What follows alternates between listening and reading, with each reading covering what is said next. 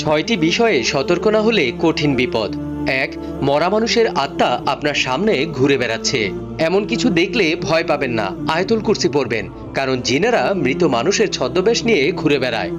২. রাতে আয়না দেখবেন না, কারণ রাতে আয়নার মধ্যে জিন প্রবেশ করে, যে কোনো বিপদ হতে পারে। ৩.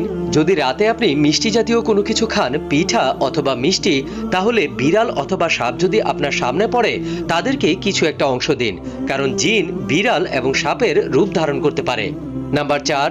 যদি রাতের বেলায় রাস্তা ভুলে যান, অর্থাৎ আপনার বাড়ির রাস্তা চিনতে পারছেন না, তাহলে আজান দিন, সব ঠিক হয়ে যাবে। নাম্বার ৫. রাতের বেলায় চিত হয়ে ঘুমাবেন না।